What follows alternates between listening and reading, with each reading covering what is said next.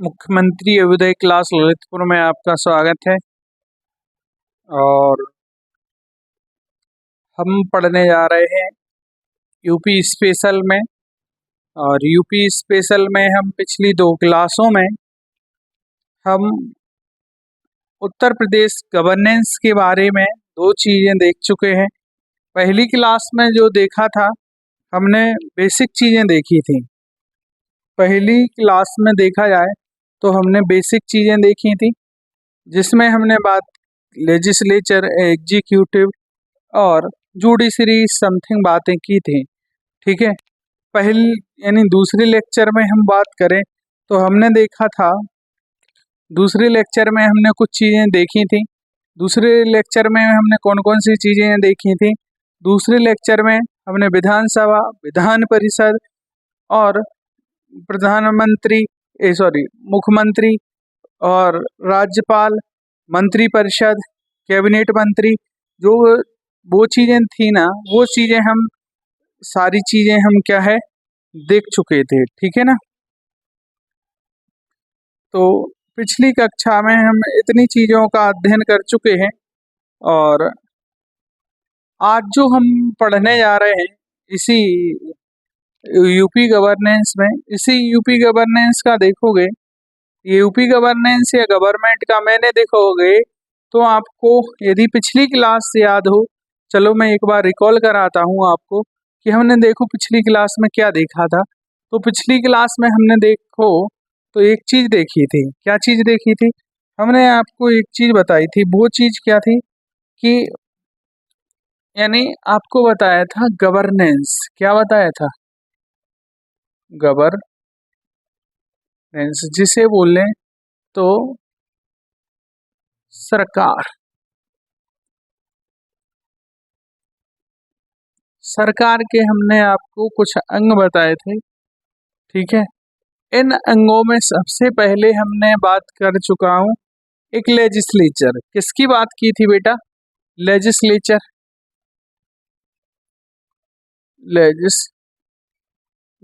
की बात की थी, जिसे बोलते हम विधायिका।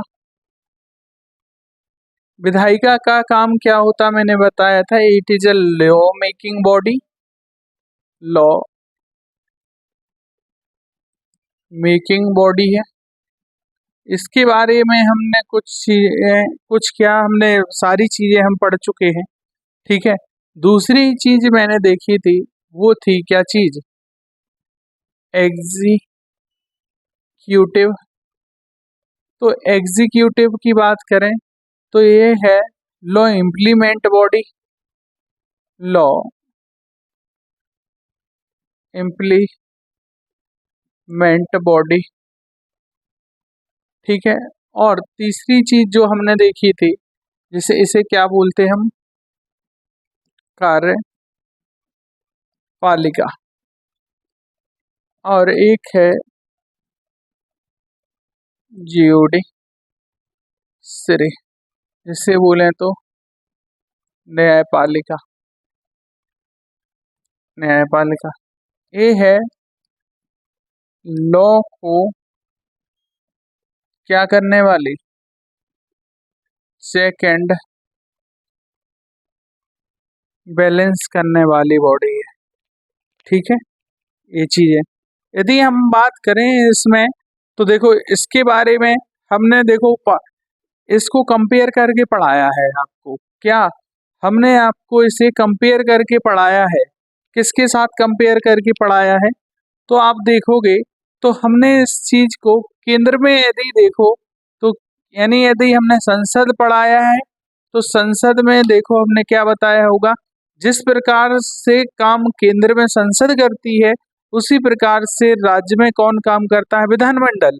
जिस प्रकार से केंद्र में काम करती है कौन? राज्यसभा। उसी प्रकार का राज्य में काम करती है कौन? विधान परिषद। और जिस प्रकार केंद्र में काम करती है लोकसभा, उसी प्रकार राज्य में काम करती है विधानसभा। ठीक है, जिस प्रकार से केंद्र में जो काम करता है राष्ट्रपति, क्या काम करता? राष्ट्रपति। उसी प्रकार राज्य में वो काम कौन करता है? राज्यपाल। क्या काम करता? वो काम करता है राज्यपाल, ठीक है। जिस प्रकार से केंद्र में काम करता है प्रधानमंत्री, उसी प्रकार से राज्य में काम करता है मुख्यमंत्री, ठीक है ना। ये चीजें, ठीक है, ये चीजें मैंने कुछ आपको बता दी थी, कंपेयर करके सारी चीजें बता दी थी। उत्तर प्रदेश के परिप्रेक्ष्य में मैंने बहुत, मतलब उत्तर प्रदेश विशेष में पढ़ रहे हैं तो उत्तर प्रदेश को तो विशेषतः पढ़ना ही पड़ेगा, ये सारी चीजें, ठीक है ना। इसके बाद यदि हम देखें, क्या यदि हम देखें उत्तर प्रदेश के बारे में, तो हमने देखो इसके बाद हमने एग्जीक्यूटिव पढ़ी थी, एक नॉमिनल हेड और एक क्या पढ़ा था, रियल हेड। ये सारी चीजें हम देख चुके थे पिछली क्लास में। आज हमारा जो बचा है वो एडमिनिस्ट्रेशन एग्जीक्यूटिव बची है, और इसी में ज्यूडिशरी जो रहेगी वो देखेंगे। तो हम बात करें कि प्रशासन में बात करें तो मंत्रिपरिषद को कार्यालयी सलाह है, जिसे बोलें तो ऑफिशियल एडवाइस, या बोलें तो ऑफिशियल एड, क्या जिसे बोलें तो ऑफिशियल एड जो देने का काम करे, ठीक है, प्रदान करने के लिए एक राज्य सचिवालय का गठन किया गया है, ठीक है। बात की जाए वस्तुतः मुख्य सचिवों का प्रमुख या सचिवालय के सभी विभाग उनके नियंत्रण में होते हैं। जैसे प्रत्येक विभाग का क्या होता है, एक सेक्रेटरी होता है। जैसे वित्त मंत्रालय है तो वित्त मंत्रालय का सेक्रेटरी होगा, होम मिनिस्ट्री है तो होम मिनिस्ट्री का होगा, डिफेंस है, हर एक चीज के क्या होते हैं सेक्रेटरी, जो क्या काम करते हैं, सलाह देने का काम करते हैं। मुख्य सचिव राज्य प्रशासन की धुरी है, यह एक आईएएस रैंक का वरिष्ठ अधिकारी होता है, और मुख्य सचिव मुख्यमंत्री एवं मंत्रिपरिषद के सचिव के रूप में कार्य करता है। और सचिवालय का कार्य क्या है, राज्य प्रशासन की पर्यवेक्षण, निर्देशन और नियंत्रण का कार्य करता है सचिवालय। और सरकारी नीतियों को बनाना, आवश्यक सामग्री एकत्रित करना, उसका विश्लेषण कर मंत्रिपरिषद के सम्मुख प्रस्तुत करना।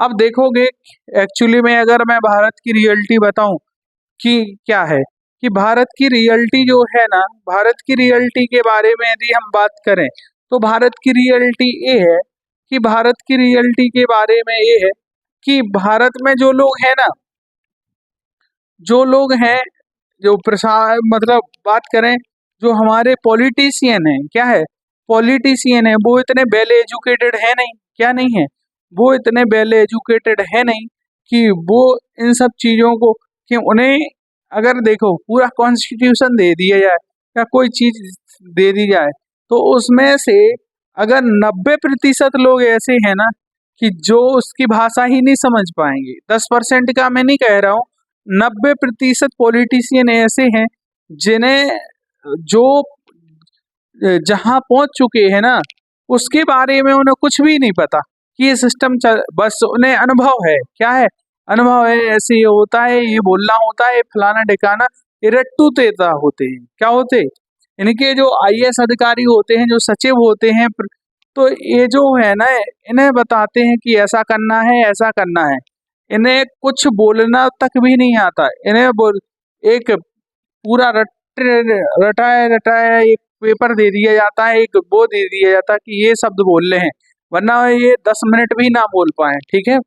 चलो अपन को उससे क्या लेना देना, लेकिन मैं बता रहा हूँ कि ये इसलिए बना है। जैसे यूएसए में जैसे सिस्टम में ये चीज लाई ही नहीं करती, क्या वहाँ ये वाला सिस्टम ही नहीं है कि अलग से कोई सेक्रेटरीट एड एंड एडवाइस का काम कर रहा है, वहाँ कोई ऐसा सिस्टम ही नहीं है। वहाँ पे बेटर गवर्नमेंट के लिए गवर्नमेंट नहीं, कुछ जो होते हैं अब बाहर से अधिकारी लाए जाते हैं। बाहर का मतलब है कि उन्हें कोई मतलब नहीं होता कि वो पार्टी का पार्ट है कि नहीं है, वो बाहर से उठा के लाए जाते हैं, वो सरकारी है कि गैर सरकारी है। जैसे वहाँ कोई निजी व्यवसायी व्यक्ति है, क्या है, निजी व्यवसायी व्यक्ति है। देखो जैसे अभी आप एलोन मस्क की बात करो, बहुत सारे व्यक्ति हैं जो वहाँ सोशली बहुत अच्छा काम कर रहे हैं, या इकोनॉमिकली जिनकी पॉलिसी मेकिंग में सलाह ली जाती। इंडिया में ऐसा सिस्टम नहीं होता, समझ में आ रहा, इंडिया में अलग ही सिस्टम है, ठीक है। देखिए तो मैंने क्या बताया कि प्रशासन का, तो यहाँ बात की जाए तो प्रशासन की कुछ इकाइयां हैं। अब देखो सिस्टम ऐसे चलता, सबसे ऊपर जो होगा वो क्या होगा, जैसे तो सेक्रेटरी ऑफ स्टेट क्या होगा, सेक्रेटरी ऑफ स्टेट। अब देखो छोटी सी इकाई बोले तो तह ये सबसे पहले ताल्लुक लेवल पर इस तरीके से काम करता। जैसे ये तहसील है, क्या है,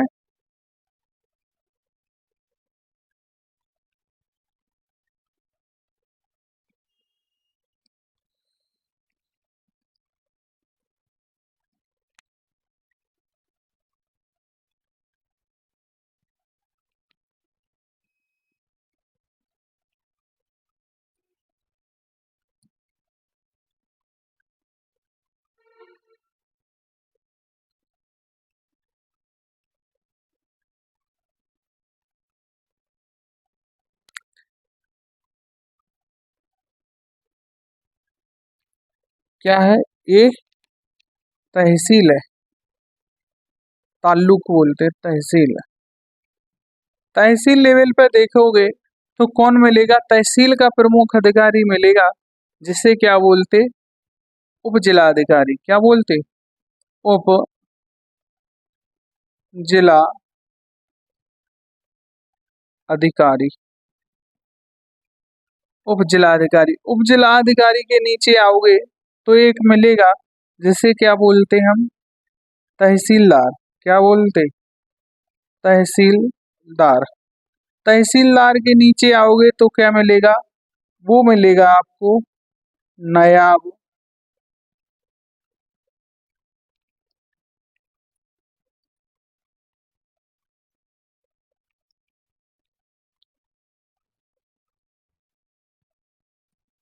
नायाब तहसीलदार। अगर वहीं जिला लेवल पे चले जाओगे, कहाँ चले जाओ, जिला लेवल पर, तो जिला लेवल पर जो मिलेगा आपको, वो कौन मिलेगा, वो मिल जाएगा आपको जिला अधिकारी। क्या मिलेगा, यहाँ होगा जिला अधिकारी, और एक होगा सहायक जिला अधिकारी, एडीएम, सहायक जिला अधिकारी। ये जिला लेवल पे मिल जाएंगे, इसे बोलते डीएम,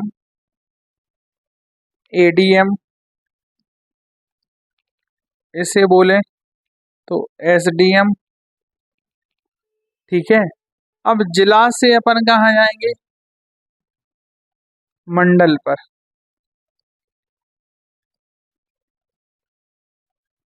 यहाँ मिलेगा, अब कमिश्नर क्या मिलेगा, तो इसे मोड़ लें तो कमिश्नर को हिंदी में बोला जाता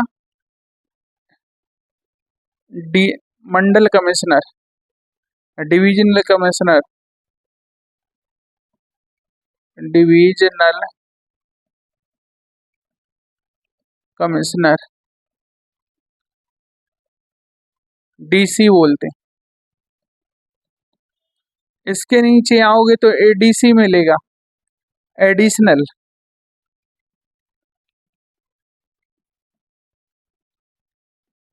एडिशनल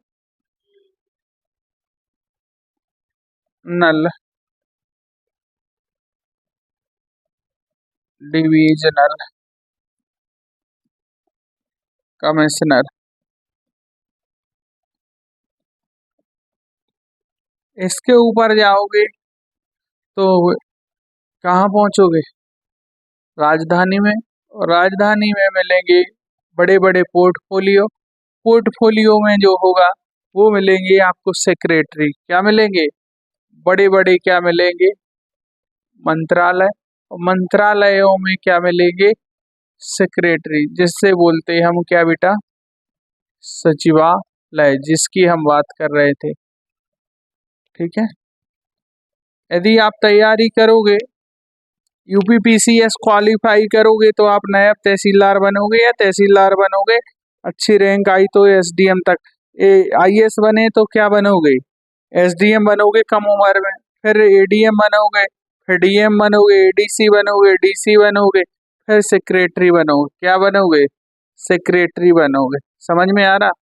तो ये पूरी रैंकों का सिस्टम रहता है, इसमें कुछ और रैंकें और होती हैं। समझ में आ रहा है? ये पूरा सिस्टम चलता। ठीक है, इसमें कई लोगों की जिंदगी गुजर जाती, समझ में आ रहा, और सेक्रेटरी नहीं बन पाते। सेक्रेटरी वही व्यक्ति बनता जिस जिस व्यक्ति का सिलेक्शन 21-22 यानी 24 साल की उम्र के पहले होता है। ठीक है ना, वो व्यक्ति बनता है। तो ये चीजें हमने आपको बता दी। ठीक है, अब देखो यहाँ कहाँ देख रहे थे, हाँ, तो देखो प्रशासन की इकाइयाँ जो देखी हैं, तो यहाँ हमारे प्रशासन के लिए देखा जाए तो कौन कौन सी इकाई है, हमने बताया कि हमारे पास कितने जिले हैं, उत्तर प्रदेश में 75 जिले हैं, 18 मंडल हैं, तहसीलों की संख्या 350 की समथिंग है, और नगर निगमों की संख्या जो है वो कितनी है, 17, और सामुदायिक विकास खंडों की संख्या कितनी है, 823, और जिसे बोलें तो ये जो है विशेष विकासित क्षेत्र प्राधिकरणों की संख्या कितनी है, 5। ये प्रशासन की इकाइयां हैं। ठीक है, प्रत्येक जिले में क्या होगा, डीएम होगा, एसडीएम, उसके अंदर तहसीलें होंगी। ठीक है, इस प्रकार आपका आपको बताना है कि उत्तर प्रदेश का सबसे बड़ा जिला कौन सा है, आपका होमवर्क है।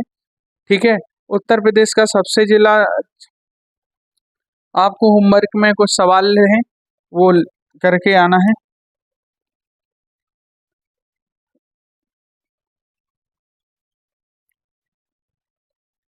उत्तर प्रदेश में पहला लिख देना,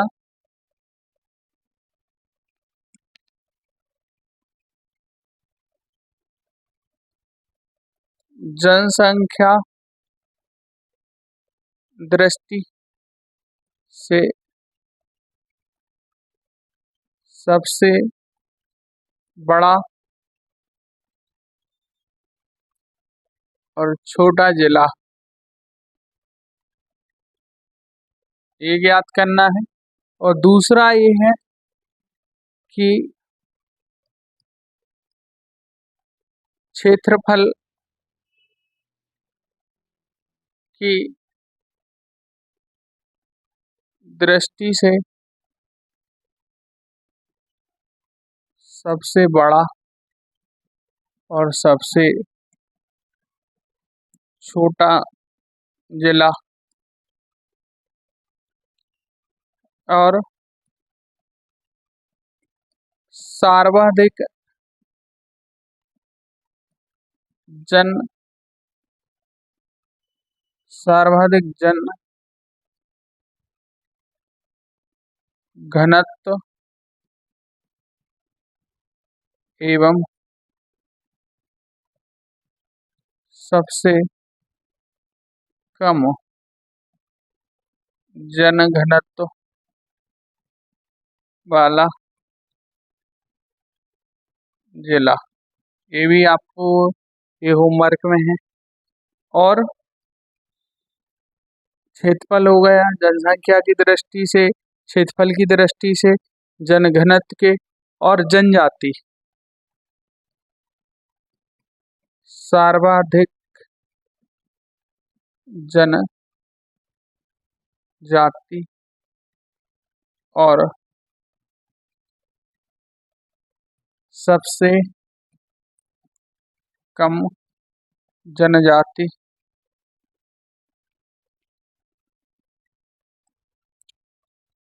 सबसे कम जनजाति वाला जिला। और क्या सर्च करना है, सर्वाधिक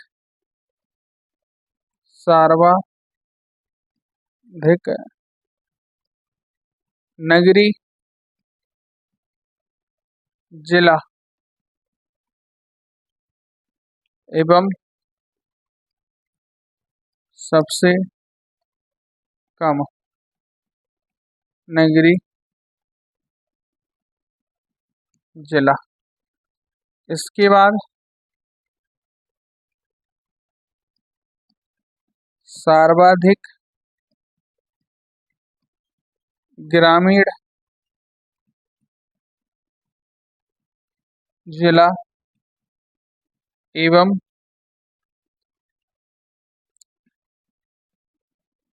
सबसे कम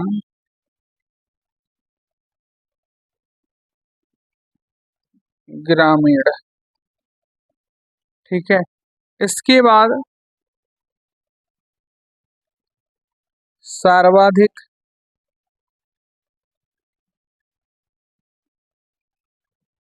लिंगानुपात वाला जिला, सबसे कम वाला और सर्वाधिक और सबसे कम। सबसे कम वाला, इसको सर्वाधिक साक्षरता।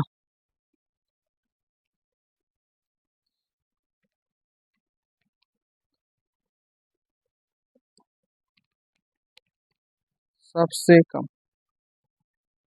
इतनी चीजें आपको क्या है पढ़ना, ये होमवर्क में है आपकी। और भी चीज, ठीक है, ये आपको सर्च करना है।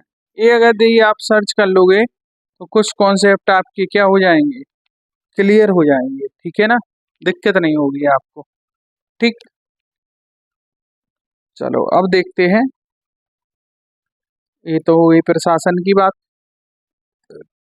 अब देखो, यानी कार्यकारी यानी एग्जीक्यूटिव डिपार्टमेंट और डायरेक्टोरेट देखोगे तो क्या है, राज्य प्रशासन के 3 प्रमुख अवयव हैं। यानी देखो, यानी यदि मंत्री परिषद है वो राजनीतिक दृष्टि से प्रमुख है। क्या है, यानी वो राजनीति के हिसाब से प्रमुख चीज है। ठीक है, अब देखो, यदि राजनीति में कोई चीज है वो है मंत्री परिषद। क्या है वो, मंत्री परिषद। और मंत्री परिषद में यदि हम बात करें तो कैबिनेट मंत्री है ना, वो क्या है, प्रमुख व्यक्ति हैं। और प्रशासन का प्रमुख कौन है, वो है भैया, यानी सचिव का सचिवालय। और ये कौन है, जिसे बोलते डायरेक्टरेट, जिसे बोले तो कार्यकारी विभाग। ठीक है, ये 3 है राज्य प्रशासन के प्रमुख। मंत्री परिषद और सचिव सचिवालय का संबंध नीति निर्माण से है। क्या है, नीति निर्माण से, यानी मंत्री परिषद और सचिव सचिवालय क्या करेंगे, नीति निर्माण। और जबकि कार्यकारी विभाग निदेशालय है, इसका है कि इन चीजों को लागू करवाना। क्या है, कार्यकारी चीजों को लागू करवाना। समझ में आ रहा, यहाँ जो अधिकारी वर्ग है उनसे ढंग से काम कराना। इनका है विधि कैसे बनना है, विधि में कौन कौन सी चीजें इंडक्ट होना चाहिए, कौन सी पॉजिटिव इम्पैक्ट लाएंगी, वो चीजें हैं। इनका कैसे कार्यान्वयन करवाना है, वो काम किसका है बेटा, वो है कार्यकारी विभाग का। फिर बोले तो देखो, मंडल, जिला, तहसील, ब्लॉक प्रशासन, राज्यों में विभिन्न, राज्य के विभिन्न भागों में कार्यात्मक इकाई नीचे तक फैली हुई है। सबके अपने अपने क्या है, विभाजन स्तर है। तो देखो, जैसे जिला लेवल पर देखो, सामान्य एवं राजस्व प्रशासन में विभाग अध्यक्ष के यानी मंडल आयुक्त, जैसे हम कमिश्नर बोलते थे, मंडल स्तर पर क्या मिलेगा, मंडल आयुक्त होता है। इसका काम मंडल में शांति व्यवस्था और राजस्व वसूली और अन्य कार्यों को देखना होता है।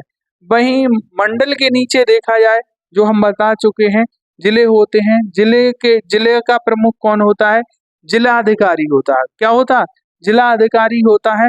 वो क्या, वो भी वही काम करता है, यानी जिला के अंदर शांति व्यवस्था, राजस्व वसूली और अन्य कार्यों को देखने का काम करता है। नीचे कौन होती है, तहसील। तहसील में कौन होता है, तहसील में जो व्यक्ति होता है वो होता है एसडीएम, सब डिस्ट्रिक्ट मजिस्ट्रेट। वो भी क्या काम करता है, तहसील लेवल पर शांति व्यवस्था, राजस्व वसूली और अन्य कार्यों को देखता है।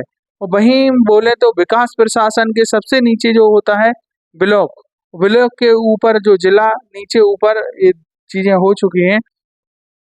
ठीक है, अब देखोगे तो ये चीज, इसके बाद ये तो प्रशासन की बात कर ली अपन ने कि प्रशासन कैसे चलता है, ठीक है। फिर बात करें तो एडवोकेट जनरल क्या है। एडवोकेट जनरल जो है ना, जैसे केंद्र में एक व्यक्ति होता है जिसका नाम है अटॉर्नी जनरल ऑफ इंडिया, क्या बोलते, अटॉर्नी जनरल ऑफ इंडिया। उसी प्रकार से राज्य में जो होता है वो क्या होता है, वो होता है आपका एडवोकेट जनरल। क्या होता, एडवोकेट जनरल, ठीक है। अगर मैं बात करूं तो अटॉर्नी जनरल ऑफ इंडिया, जिसे वो क्या बोलते, AGI, क्या बोलते, अटॉर्नी जनरल ऑफ इंडिया। ये जो मिलेगा आपको आर्टिकल कहाँ मिलेगा, 76 में बात की जा रही है। और वो क्या होता है, यानी राष्ट्र का सर्वोच्च विधि महाधिवक्ता होता है, अधिवक्ता, ठीक है ना। ये सरकार का यानी केंद्र सरकार का वकील होता है, किसका, केंद्र सरकार का वकील होता है। ये जो वकील होगा तो इसकी जो योग्यताएं होती हैं वो सुप्रीम कोर्ट के जज के बराबर होती हैं। किसके बराबर होती, एक सुप्रीम कोर्ट के जज के बराबर होती हैं। वो व्यक्ति, जैसे अब क्या होता है, इस व्यक्ति को केंद्र सरकार, देखोगे अगर हम बात करें ये सरकार क्यों बनाती है, सरकार ये इसलिए बनाती है, अगर हम यूनियन लेवल पर देखें, यूनियन, और यहाँ क्या देखें, स्टेट, स्टेट लेवल पर देखें तो स्टेट लेवल पर मिलेगा आपको, यूनियन लेवल पर मिलेगा, जिसे बोलते हम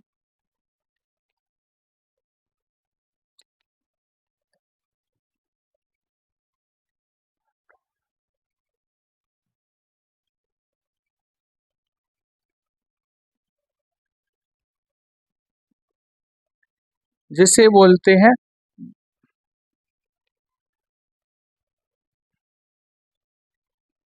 AGI, जिसे बोलते शायद हिंदी में भारत का महान्यायवादी, भारत का महान्यायवादी, ठीक है। यहाँ जो होता है उसे बोलते हैं हम एडवोकेट जनरल, क्या बोलते हैं, एडवोकेट जनरल, जिसे AG बोलते हैं, जिसे बोलते हैं हम क्या बोलते हैं हिंदी में, महाधिवक्ता, क्या बोलते हैं, महाधिवक्ता। अब ये होता है, अगर इसे बोलें तो ये जो होता है, यानी यह है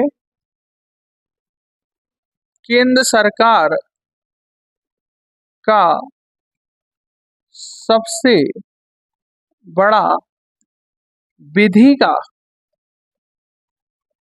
क्या होता, विधि का अधिवक्ता होता है।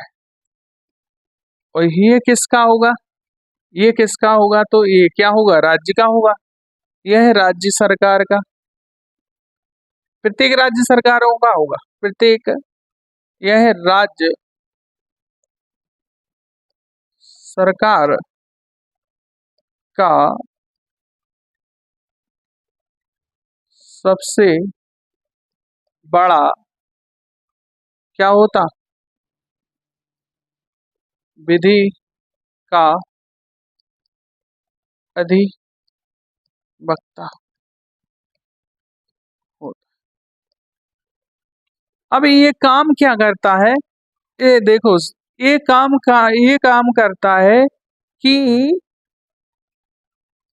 ये जो काम करता है, जैसे सरकार का कोई मुद्दा है, सरकार को कोर्ट में जाना है, तो सरकार तो देखो प्रधानमंत्री और मंत्री तो जाएंगे नहीं कोर्ट में, कोर्ट में जाएगा कोई भी डिसीजन या कोई भी चीज, यदि कोई सरकार पर मुकदमा चल रहा है तो सरकार के मुकदमे की पैरवी कौन करेगा, यानी केंद्र लेवल पर करेगा तो वो होगा AGI, और यदि स्टेट लेवल पर होगा तो AGI। तो केंद्र में यदि कौन पैरवी करेगा, यानी सरकार की पैरवी, क्या है लिखना,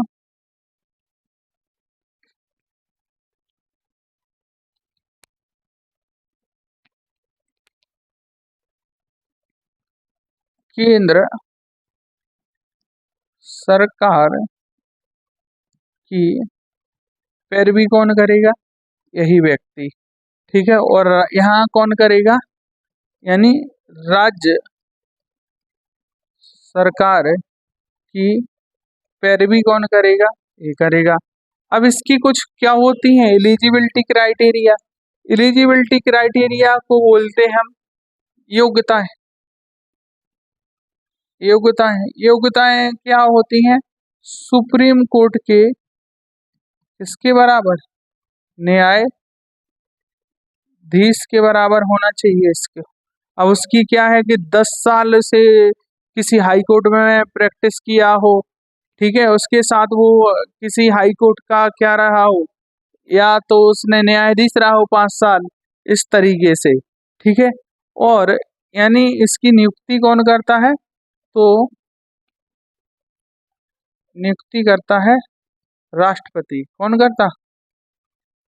राष्ट्रपति। ठीक है, इसके यदि देखोगे तो कार्यकाल के बारे में लिखा होगा ये किसके, यानी जो प्रसाद पर्यंत काम करता है वो होता है राज्यपाल। ठीक है, और उसी प्रकार से ऐसा नहीं है कि उसको जब मन किया तब हटा दिया, तो इसी प्रकार से नियुक्ति और पदावधि के बारे में लिखना हो, देखो तो यहाँ किसके बराबर होगी? हाई कोर्ट की। योग्यताएं क्या होगी? हाई कोर्ट के न्यायाधीश के बराबर। नियुक्ति कौन करेगा? भैया नियुक्ति करेगा राज्यपाल। क्या करेगा? राज्यपाल। इसका संविधान में यदि प्रावधान की बात करें तो 76 आर्टिकल और ये जो मिलेगा 165 आर्टिकल के अंदर। ठीक है, और इसकी पदावधि लिख देना। पदावधि इसकी होगी, ये काम करता है राष्ट्रपति के प्रसाद पर्यंत। जब तक ये सरकार के हिसाब से काम कर रहा है तब तक ये रहेगा। ठीक है, और ये क्या होगा? ये होगा राज्यपाल। पदावधि लिखना चाहो तो लिखना, राज्यपाल के प्रसाद पर्यंत। ये चीजें हैं। ठीक है, तो हमने आपको इसके बारे में हमने क्या है कि ये आपको हमने इसके बारे में बता दिया, महाधिवक्ता और आपको अटॉर्नी जनरल ऑफ इंडिया। इसके पास कुछ स्पेशल पावर होती हैं। किसके पास? यानी इन दोनों के पास स्पेशल पावर होती हैं। स्पेशल पावर जो मंत्री को, यानी एक जो मंत्री के लिए क्या मिलते हैं, यानी एलोवेंस मिलते हैं, वो ही इन लोगों के लिए मिलते हैं। इस और ये व्यक्ति किसी भी सदन में जा सकता है, कार्रवाई में भाग ले सकता है, लेकिन इसकी एक कंडीशन होती, ये वोट नहीं कर सकता। क्या नहीं कर सकता? वोट नहीं कर सकता। उस कार्रवाई को सुन सकता है, भाग ले सकता है, डिस्कशन कर सकता है, लेकिन वोट नहीं कर सकता। ठीक है, सेम कंडीशन इसकी होती, सेम कंडीशन इसकी होती। तो ये चीजें हमने आपको बता दी है। इसके बाद अब देखो महाधिवक्ता, इसका नियुक्ति जो राज्यपाल के द्वारा की जाती है। ठीक है, और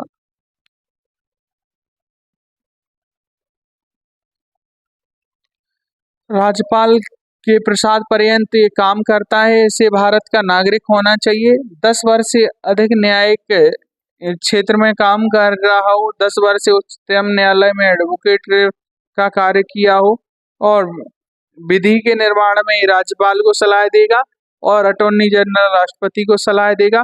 ठीक है, राज्यपाल द्वारा सौंपे गए विधि संबंधी कार्यों का संपादन ये करेगा। सदनों में बैठक के भाग ले सकता है, किंतु क्या नहीं बोल सकता है, लेकिन मतदान नहीं कर सकता है। ये बात बता चुका हूँ। वर्तमान में जो हमारे महाधिवक्ता हैं वो कौन है? राघवेंद्र सिंह। ठीक है, ये चीज हो गई। फिर बात आती है जुडिशरी की। क्या बात आती है? जुडिशरी की। तो हमने कल आपको बताया था जुडिशरी के बारे में कि हमारी जो जुडिशरी है ना, वो प्रॉपर इंटीग्रेटेड जुडिशरी है। क्या है? इंटीग्रेटेड जुडिशरी है। इंटीग्रेटेड का मतलब है एकीकृत। जो यदि सर्वोच्च न्यायालय ने आदेश दे दिया वो उसके नीचे वाले जो है ना उस सभी को मानना पड़ेगा। समझ में आ रहा? जो हाई कोर्ट ने दे दिया तो उसके जिला के अंदर जितने भी न्यायालय हैं, अधीनस्थ न्यायालय हैं, सबऑर्डिनेट कोर्ट हैं, उन्हें मानना ही पड़ेगा। समझ में आ रहा? ये वाला सिस्टम, इसी को बोलते हैं इंटीग्रेटेड जुडिशरी। देखो ये लिखा है न्यायपालिका नागरिकों के अधिकार का रक्षक है, प्रोटेक्टर है और संविधान का सजग प्रहरी है। अभी एयर पुलिस है। यदि संविधान पर कोई भी अटैक होता है तो जैसे कि अभी देखो मैंने कल एक बताया था एनजेएसी। क्या है? एनजेएसी कल या परसों के उसमें बताया था क्लास में। तो देखो उसमें हमने एनजेएसी के बारे में बताया था। इन लोगों ने संविधान के बेसिक स्ट्रक्चर को चेंज करने का सोचा था कि यहाँ जो न्यायाधीशों की नियुक्ति के संबंध में कुछ चीजें इसमें ऐड की थी। तो कि इस तो आप जाके आगे पढ़ोगे कॉलेजियम सिस्टम जो था इसमें। तो ये क्या काम करता है? एक अबेर पुलिस की तरह का काम करता है। ठीक है। और देखो न्यायपालिका शासन का क्या है, गवर्नेंस का क्या है, तीसरा अंग है। देखो कल देखो तो मैंने आपको क्या बताया, जुडिशरी मिलेगी, देखो लेजिस्लेचर और एग्जीक्यूटिव और क्या मिलेगी, तीसरा जुडिशरी। ठीक है ना। इसका प्रमुख काम है विधि की व्याख्या करना कि विधि क्या है। ठीक है।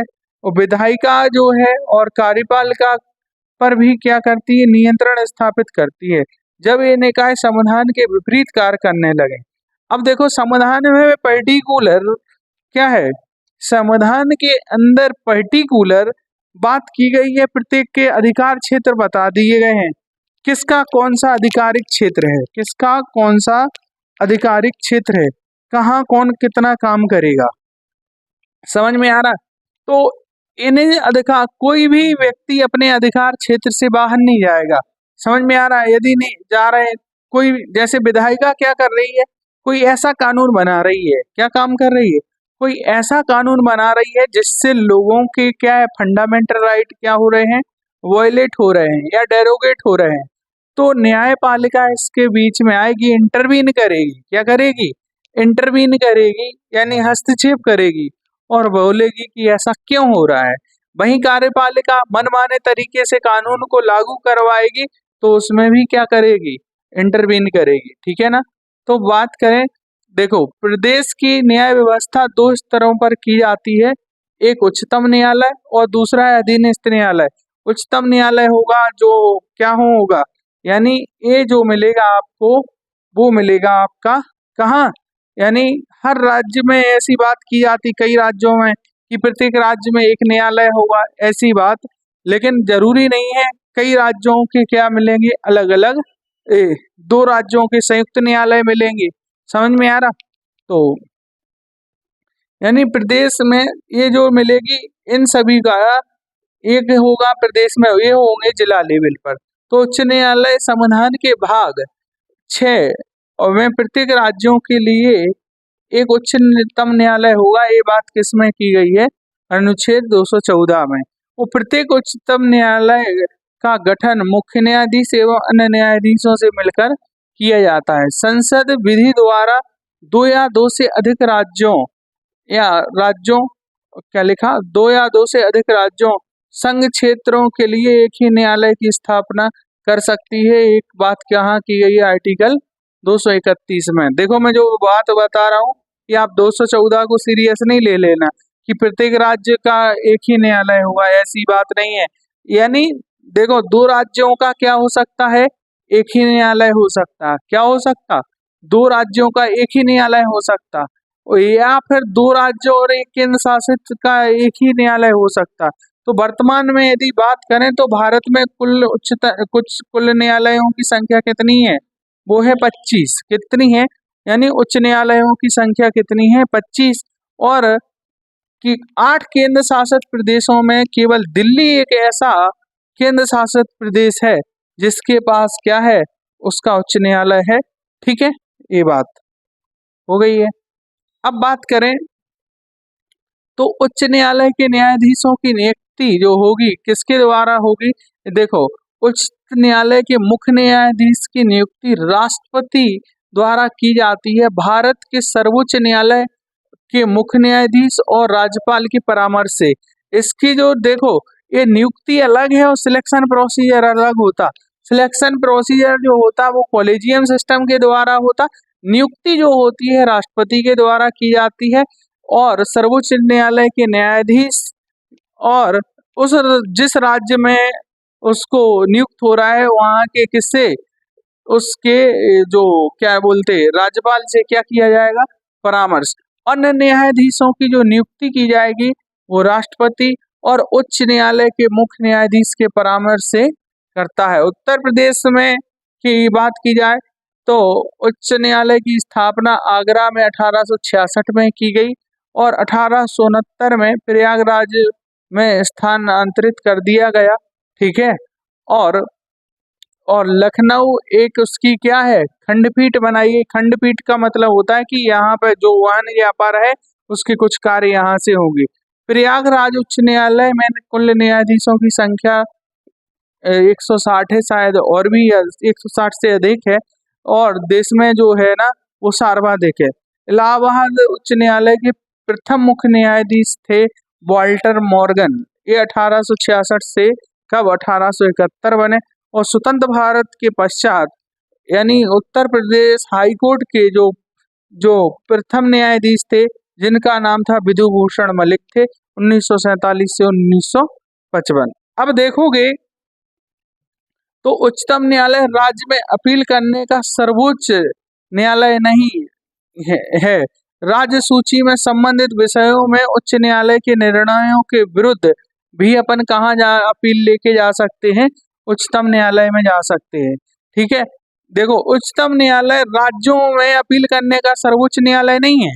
ठीक है, आपकी यहाँ से आगे नहीं जा सकते हो आप, यदि आप यानी उच्च न्यायालय के डिसीजन से आप क्या नहीं हो, यानी आप एग्री नहीं हो, तो आप अपना मुद्दा कहाँ ले जा सकते हो, अपील वहां कर सकते हो। कहाँ कर सकते, उच्चतम न्यायालय में अपील कर सकते हो। ठीक है, और फिर बात की जा रही है अधीनस्थ न्यायालय की। किसकी, अधीनस्थ न्यायालय की। अधीनस्थ न्यायालय की, अब देखो इसके जो अधिकार क्षेत्र की बात करें, काहे के यदि हम उच्चतम न्यायालय के अधिकार क्षेत्र की बात करें तो राज्य के अंदर जो राज्य के विषय हैं उन पर उसका अधिकार क्षेत्र है। ठीक है, और जिस राज्य से संबंधित है उस राज्य की सीमा के अंदर कोई भी चीज है तो उन पर क्या करेगा, कोई भी एक्शन लेना है, कोई भी कार्रवाई करवा, कोई भी चीज है तो उस राज्य से संबंधित उसके कौन से अधिकार क्षेत्र होंगे। ठीक है ना। अब देखो इसे डिटेल में पढ़ेंगे तो बहुत लंबा समय चाहिए, समझ में आ रहा। ये 1.5 घंटे की क्लास है और 3 क्लास में मुझे पूरा एक खत्म करना था, इसलिए अगर मुझे केवल हाईकोर्ट पढ़ाने के लिए 10 घंटे चाहिए, कितना, 10 घंटे चाहिए, ताकि मैं आपको एक एक चीज समझा सकूं। कॉलेजियम सिस्टम क्या है, कॉलेजियम सिस्टम क्या है, एनजीएसी जो आया था वो क्या था, इसके अंदर कौन कौन सी चीजें होती हैं, कौन व्यक्ति क्या नहीं होना चाहिए, क्या होना चाहिए, कौन कौन सी इनकी एजुकेशन क्वालिफिकेशन, और जो पिछले न्यायाधीश हैं किसको किस आधार पर हटाया गया है, बनाया गया, वो सारी अगर चीजें देखें तो कम से कम 10 घंटे चाहिए, 3 क्लासें चाहिए 3-3 घंटे की, तब जाके कंप्लीट होगा। और हमें 3 क्लास में कंप्लीट करना था उत्तर प्रदेश की गवर्नेंस। ठीक है ना, तो वो ठीक है। अधीनस्थ न्यायालय, उच्चतम न्यायालय के अधिकार क्षेत्र में कई अधीनस्थ न्यायालय कार्य करते हैं। ठीक है, जिनके नाम देखो, जिला न्यायालय क्या है, जिला न्यायालय, परिवार न्यायालय, उत्तर प्रदेश राज्य विधिक प्राधिकरण और विधि सेवा समिति। अब ये जो है ना डिस्ट्रिक्ट कोर्ट, यानी उत्तर प्रदेश में 75 न्यायिक जिलों में बांटा गया है। प्रत्येक जिला के लिए एक नियंत्रण जिला न्यायाधीश के माध्यम से किया जाता है। जिला जज और अतिरिक्त जिला सेशन जज की क्या की जाती है, नियुक्ति, और उच्च न्यायालय के परामर्श से राज्यपाल द्वारा की जाती है। उत्तर प्रदेश में न्यायिक सेवा 2 भागों में विभाजित की है, एक सिविल और दूसरी होगी उच्चतर सेवा। ठीक है, और देखो पीसीआई जज, पीसीएस जज, देखो उत्तर प्रदेश सिविल न्यायिक जज सेवा के अंतर्गत मुंसिफ मजिस्ट्रेट एवं लघु वाद यानी छोटे छोटे जो काम आते वो केसेस आते हैं उन्हें देखते हैं न्यायाधीश आते हैं। ठीक है, फिर बात करें उत्तर प्रदेश में उच्चतम न्यायिक सेवा जो सिविल एंड सेशन जज है, वर्तमान में एडिशनल डिस्ट्रिक्ट सेशन जज आते हैं। उत्तर प्रदेश में के विभिन्न जनपदों में सत्र न्यायाधीश, लघु वाद न्यायाधीश, सिविल जज और सीनियर सिविल ए। ठीक है, अब इन्हीं को अगर बताने में बैठूं कि देखो ये चीज है ना कि फैमिली कोर्ट क्या लिखा, फैमिली कोर्ट क्या है, इसी में दो प्रकार के होते हैं, एक होता है सिविल, एक होता है क्रिमिनल। समझ में आ रहा है, जिसे बोलते हैं दीवानी, एक को बोलते हैं फौजदारी। अब इसी के दो पार्ट होते हैं। डिस्ट्रिक्ट लेवल पर जो न्यायालय मिलेगा वो दो प्रकार का मिलेगा, एक क्या मिलेगा फौजदारी और एक मिलेगा आपका दीवानी। क्या मिलेगा, अब दीवानी इन्हीं को पढ़ाने बैठूं तो कम से कम 3 घंटे चाहिए। कितने चाहिए, 3 घंटे चाहिए। फिर उसी में फैमिली कोर्ट है। फिर देखा जाए तो जैसे नालसा क्या है, नालसा तो उसके बारे में पढ़ाएं तो ये क्या है, ए तो देखो ये लिखा थोड़ा परिवारिक न्यायालय। परिवार न्यायालय सभी मंडलीय मुख्य न्यायालय अधिनियम 1985 के अंतर्गत एक एक परिवारिक न्यायालय की स्थापना करने की बात की गई है। सभी मुख्यालयों में परिवारिक न्यायालय में विवाह संबंधी, भरण पोषण, मेंटेनेंस, एलुमनी संबंधी मामले जो आते हैं और बच्चों के प्रोटेक्शन से संबंधित मामले यहाँ आते हैं। फिर होती है लोक अदालत। लोक अदालत सभी जिलों में 3-3 स्थायी लोक अदालतें कार्य कर रही हैं, यानी जो तहसील लेवल पर क्या मिलेगी। वर्तमान में लखनऊ, कानपुर नगरों में 2-2 पारिवारिक न्यायालय, जहां ज्यादा लोड रहता है वहां इनको बना दिया जाता है। लोक अदालत की व्यवस्था संविधान जो की गई है 42वें संविधान संशोधन 1976 में नीति निर्देशक तत्वों में 39 का यानी समाज के कमजोर वर्गों को निःशुल्क विधिक सहायता प्रदान करने के लिए ये चीज जोड़ी गई थी। ठीक है ना, लोक अदालत की व्यवस्था आपने देखा होगा कि जो तहसील लेवल पर होती है। लोक अदालत में क्या होता कि दो व्यक्ति हैं और दो कोई चीज हो गई है, अब वो क्या काम करेंगे, अगर ये तो एक तो लंबा प्रोसीजर है, या दोनों व्यक्ति क्या हो जाएंगे, ये बोलेंगे अब जो भी डिसीजन रहेगा न्यायालय का हम उसको मानने के लिए तैयार हैं। और इसमें क्या होगा, ये लोग बस इसकी अपील नहीं की जा सकती। क्या, यदि आपने जैसे आप गए कहाँ लोक अदालत में, लोक अदालत में पहला डिसीजन ये होता कि आप दोनों इस चीज को मान जाते हैं, मान रहे हैं तो ही डिसीजन दिया जाएगा, नहीं मान रहे तो आगे बढ़ो, आगे जाओ, हाई कोर्ट चले जाओ, हाई कोर्ट से सुप्रीम कोर्ट में, जहां जाना है वहां चले जाओ। ठीक है, अगर जैसे दोनों व्यक्ति एग्री हो गए जो भी डिसीजन रहेगा दोनों को मानना होगा। समझ में आया, वो है लोक अदालत में छोटे छोटे मामले निपटाए दिए जाते हैं।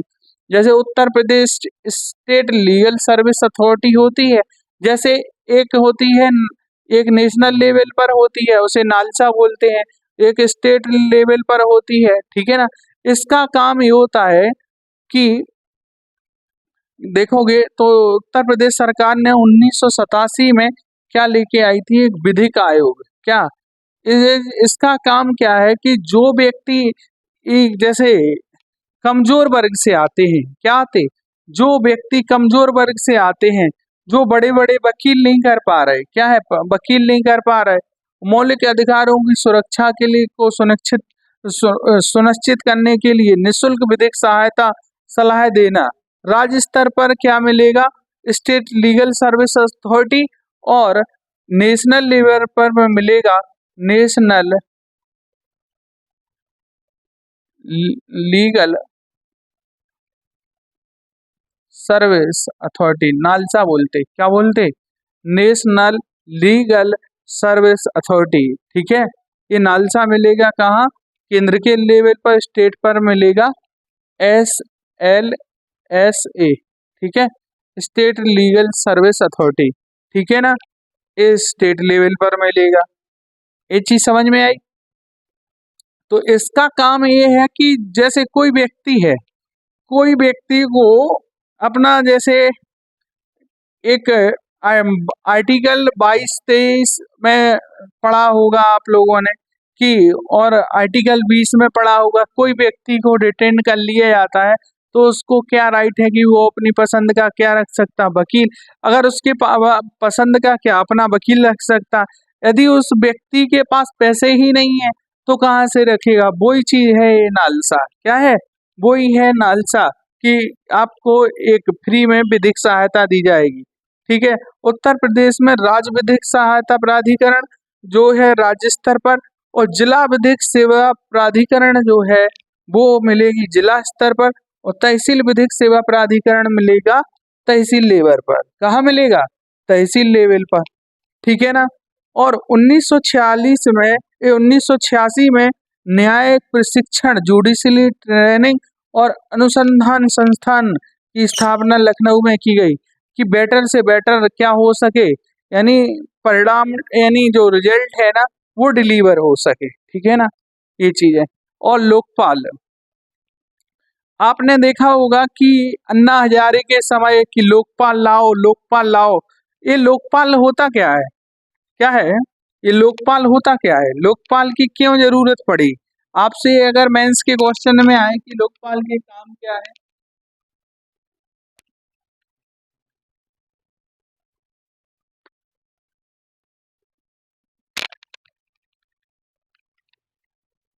लोकपाल के काम क्या है, ये सारी चीजें आए। तो जैसे हम बात करें तो लोकपाल का जो काम है ना, यानी कि जो कानून है या जो भ्रष्टाचार है, जैसे उसको रोकना। क्या है? जैसे भ्रष्टाचार को रोकने के लिए लोकपाल लोकायुक्त अधिनियम आया 2013 के तहत केंद्रों में क्या मिलेगा, लोकपाल, और राज्यों में क्या है, एक संस्था की व्यवस्था की गई, वो क्या है, लोकायुक्त। 1 जनवरी 2014 को राष्ट्रपति ने क्या दी, इसकी सहमति दी, और 16 जनवरी 2014 से क्या है, लागू हुआ। और देखो सबसे पहले जो व्यक्ति बने उनका क्या नाम था, पिनाकी चंद्र घोष। देखो देश के पहले लोकपाल कौन है, पिनाकी चंद्र घोष बनाए गए। उत्तर प्रदेश सरकार ने 1975 में उत्तर प्रदेश लोकपाल आयुक्त और उप लोकपाल आयुक्त अधिनियम 1975 पारित किया। और लोकायुक्त का गठन करने का मूल उद्देश्य क्या है कि राज्य स्तर पर और निम्न स्तर पर अधिकारियों क्या कर रहे हैं, यानी वो क्या करें कि उनका दुरुपयोग ना करें, यहाँ करप्शन ना हो, भ्रष्टाचार ना हो, और कदाचार संबंधी शिकायतें, यानी कुछ जो चीजें हैं शिकायतें हैं उनको लोग कर सकें। अभिकथनों का अन्वेषण, ठीक है, जो एलिगेशन लगे हैं ना उनका क्या हो सके, प्रॉपर इन्वेस्टिगेशन हो सके, राज्य सरकार को इस संबंध में अपनी यानी जांच और वो चीजें भेजना सन कि उस पर देखो संतुष्टि भेजना कि वो देखेगी कि हाँ ये चीजें सही है। इस अधिनियम के तहत उत्तर प्रदेश में प्रथम लोकपाल जिसका नाम क्या है, विश्व विश्व जो विशंभर विशंभर दयाल, विशंभर दयाल। ठीक है ये। और उत्तर प्रदेश में लोक सेवा सर्विस अथॉरिटी की बात करें तो 1976 में सरकारी कर्मचारियों के शीघ्र और सस्ता न्याय दिलाने की यानी बात ये स्थापना की गई। उत्तर प्रदेश सूचना आयोग की बात करें तो 2005 में यानी आरटीआई एक्ट के तहत धारा 5 के तहत 14 सितंबर 2005 को राज्य सूचना आयोग का गठन किया गया। और राज्य मुख्य सूचना आयुक्त और राज्य सूचना आयुक्त का जो कार्यकाल है 5 वर्ष और 65 वर्ष तक होता है। और न्यायमूर्ति जो है ना वो एम ई खन्ना जो पहले कौन थे, यानी सूचना अधिकारी थे। ठीक है। ये जो हमने यहाँ आज आपको क्या बताया, मोटा मोटा प्रशासन के बारे में बताया। ठीक है। आप देखिए तो आपके जो सिलेबस में है उन चीजों को देखा। अब देखो एक चीज को, इन चीजों को अगर हमें देखने के लिए एक तो चाहिए बहुत सारा टाइम। क्या चाहिए? बहुत सारा टाइम की कम से कम कि एक एक चीज को पढ़ाने के लिए 3-3 घंटे हों तो चीजें एक भली भांति कंप्लीट हो पाती हैं। वरना देखो टारगेट वाला सिस्टम है कि एक टॉपिक कितने समय में कंप्लीट हो रहा है, तो उन चीजों को कंप्लीट करने के लिए कुछ चीजें जो होती हैं ना उतना डीप नहीं जा पाते हैं, जिस वजह से क्या हो जाता है कि थोड़ा बहुत मैं आपको क्या है कि गाइड कर सकता हूँ कि आप जाके जैसे आप प्रशासन के तौर पर सेक्रेटरीएट पढ़िए। सेक्रेटरीएट पढ़ने के बाद आप जाके जो हमने ये होमवर्क दिया वो करिए। इसके बाद देखोगे ये जो चीजें हमने समझाई हैं इस तो और इस फिर देखो महाधिवक्ता के बारे में आपको बताया, और महाधिवक्ता के साथ साथ मैंने आपको एजीआई के तौर पे ये बता दिया, एडवोकेट जनरल ऑफ इंडिया, और जैसे बोलें तो एडवोकेट जनरल, इसके बारे में हमने आपको बता ही दिया। ठीक है। और जुडिशरी की बात करें, क्या बात करें, जुडिशरी की बात करें तो इसके बारे में जैसे कुछ होते हैं कि अगर आपको आ जाए कि इसके न्यायिक क्षेत्र, तो देखो न्यायिक क्षेत्र की बात करें तो इसमें अलग अलग अगर क्वेश्चन आ जाए कि अभी देखोगे कि रूट यानी रिट जुरिडिक्शन पावर में यदि देखा जाए तो किसका क्षेत्र अधिकार क्षेत्र बड़ा है, किसका अधिकार क्षेत्र बड़ा है, उच्च न्यायालय का कि उच्चतम न्यायालय का। तो देखोगे तो उच्चतम न्यायालय का जो अधिकार क्षेत्र है ना वो छोटा है। क्या है? छोटा है। वो आर्टिकल कितने यानी आर्टिकल 32 के तहत केवल से केवल मौलिक अधिकारों के लिए रिट जारी कर सकता है। और ये जो है ना उच्च न्यायालय वो किसे जारी कर सकता है, यानी वो और अन्य मामलों में क्या है रिट जारी कर सकता है। ठीक है ना।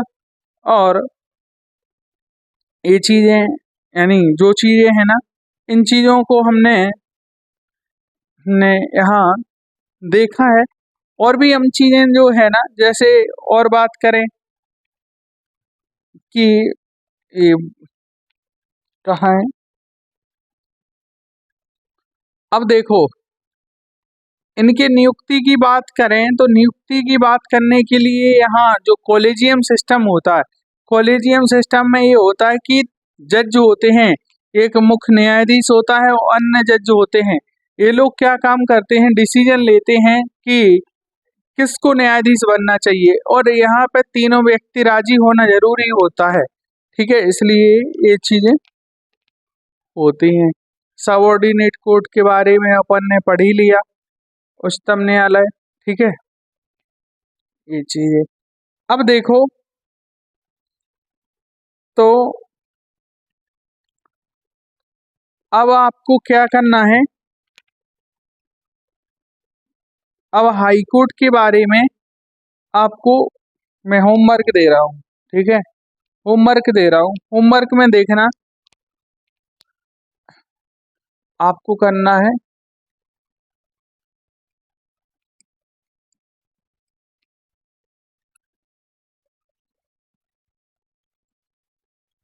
उच्च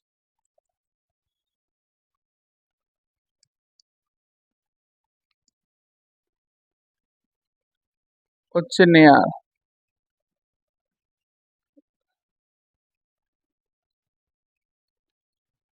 उच्च न्यायालय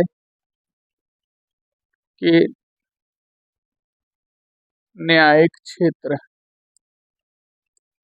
न्यायिक क्षेत्र, इसके बारे में आपको देखो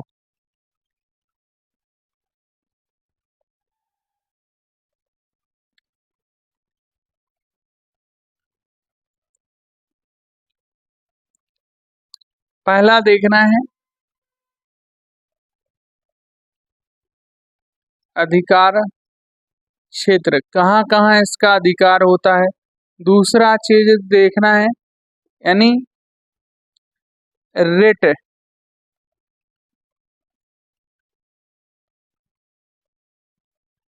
रिट अधिकार क्षेत्र। ठीक है, और राज्यपाल को विधिक सहायता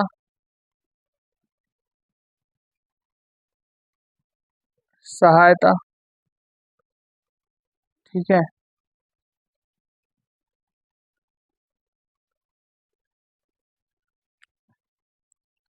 यानी इसमें नालसा के बारे में पढ़ना है, स्टेट लीगल सर्विस अथॉरिटी के बारे में पढ़ना है, ठीक है, और कॉलेजियम सिस्टम के बारे में पढ़ना है, कॉलेजियम सिस्टम क्या था इसके बारे में पढ़ना है। छठवीं चीज जो है वो पढ़नी है क्या, कॉलेजियम हो गया। इसके बाद कि एनजीएसी क्या मामला था, ठीक है,